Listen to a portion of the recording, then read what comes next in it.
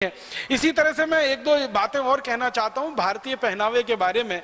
ये जो धोती होती है या लुंगी होती है, जो बिना सिला हुआ कपड़ा है, इसको पहनने के लिए आप चाहें तो सैकड़ों तरीके से पहन सकते हैं, सैकड़ों तरीके से पहन सकते हैं। धोती को बांधना हो तो असमिया तरीके से बांधा जा सकता है, बांग्ला तरीके से बांधा जा सकता है, मराठी तरीके से बांधा जा सकता है, गुजराती तरीके से बांधा जा सकता है, उत्तर भारतीय तरीके से बांधा जा सकता है। भारत में जितने प्रांत हैं उतने तरीके से आप धोती को बांध सकते हैं, क्योंकि वो बिना सिला हुआ है। पैंट को एक ही तरीके से बांध सकते हैं क्योंकि वो सिला हुआ है। और अगर इस धोती के बारे में कोई बड़ी बात मुझे कहनी हो तो धोती भारतीय संस्कृति की सबसे जीवंत निशानी है, जिसको देखकर ही आप पहचान सकते हैं कि ये व्यक्ति किस क्षेत्र का है।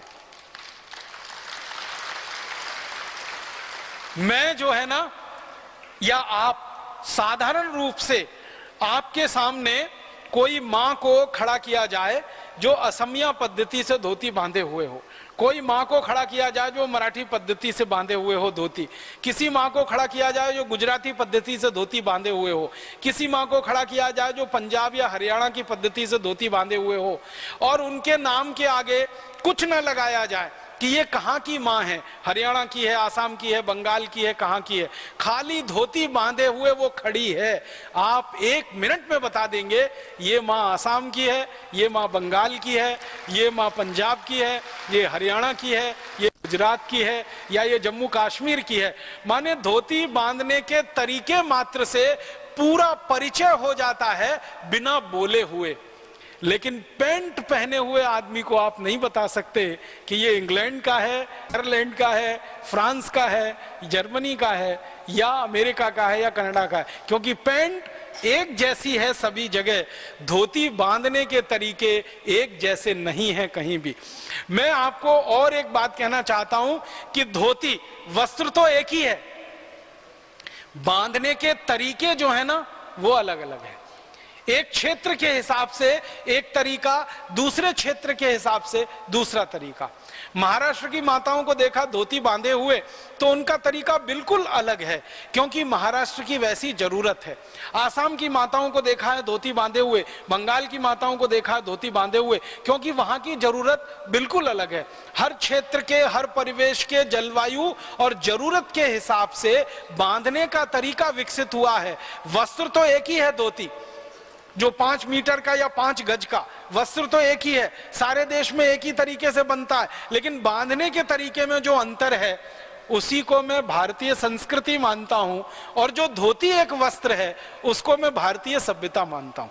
ये जो धोती है वो भारतीय सभ्यता है, और धोती बांधने का जो तरीका है वो भारतीय संस्कृति है। संस्कृति क्षेत्र के हिसाब से, जलवायु के हिसाब से बदलती रहती है, सभ्यता पूरे देश में लगभग एक जैसी होती है। तो हमारी सभ्यता की निशानी धोती, हमारी सभ्यता की निशानी लुंगी, जिसको बांधने के अलग अलग तरीके हैं जरूरत के हिसाब से, और बांधे नहीं तो उसके उपयोग के और 20 तरीके हैं। मान लीजिए लुंगी पहन के आप जा रहे हैं और आपके पास कोई दूसरा पात्र नहीं है और आपको ढेर सारी सब्जी लेके आनी है, लुंगी का एक हिस्सा आप उसमें सब्जियां भर के लेके आ सकते हैं। अगर आप कहीं से धान्य लाना चाहते हैं, धोती का एक हिस्सा आपने खोला, उसमें धान्य बांध के भी आप ला सकते हैं। कुछ भी लाने ले जाने में आसानी है धोती और लुंगी में। पैंट में क्या ला सकते हैं? उतना ही ला सकते हैं जितनी जेब में आएगा, इससे ज्यादा कुछ नहीं ला सकते। और अगर जेब में भर भी लिया तो चलने में इतनी तकलीफ होगी कि आप शायद चल नहीं पाएंगे उससे। तो ये पैंट, कोट और शर्ट में हम फंस गए। लुंगी धोती वाली सभ्यता और संस्कृति को छोड़कर ये हमारे सांस्कृतिक अधःपतन की निशानी है। मेरा ये मानना है कि भारतवासी जो भी थोड़े अंग्रेजी के प्रभाव में है, अंग्रेजियत के प्रभाव में है, उनको जितना जल्दी हो अपनी उस भूषा को बदल लेना चाहिए, अपनी सभ्यता, अपनी संस्कृति के हिसाब से, अपनी जलवायु के हिसाब से और अपनी जरूरतों के हिसाब से।